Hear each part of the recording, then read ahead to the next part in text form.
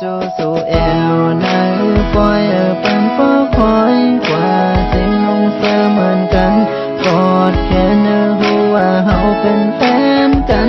โจสู่แอวต่อปล่อยไว้ให้ก่อนขอหายกว่าเยาคืดไว้กันสู่เลยเฮาเยากันต่อปล่อยไว้ทำสังคายตาไปห้อยยุ่มอ่อนสูกลุ่มลมใจตาตุยตามนอ่อนสูไหลหันสู่กำเลยหัวใจมนเสือไว้ก็เพื่อว่าใจสู่ต้องวันในมาเยาเคยเฮาอยู่จอมอยู่หิมจำกันเคยทองมินเสียงความอ่อนสู่สุดวันเสียงเงินวานเดือเพอตุ่มเตอเจอใจในเป็นเสียงสุยาวเฮาเคยถ่อมมินกูวาน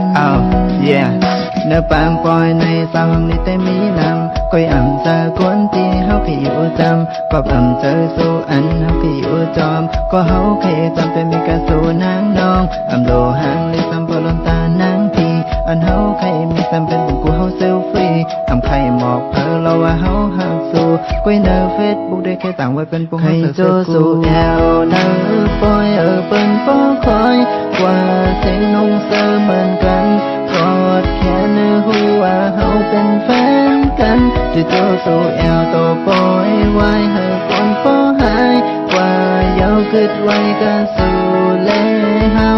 เยากันต่อปล่อยไว้ใครยังมี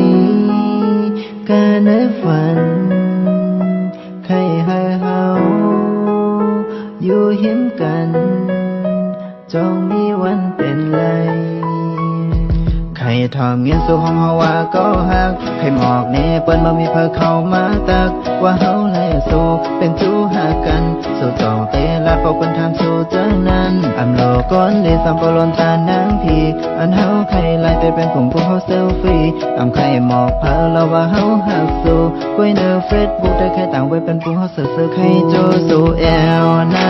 ปล่อยเป็นป้อคอยกว่าเสียงลงเสเหมือนกันกอดแค่เนื้อหัวเฮาเป็นแฟนกันจะโจสู่แอวก็ปล่อยไว้ให้คนพอหายกว่าเยาคืดไว้กันสู่เลยเฮา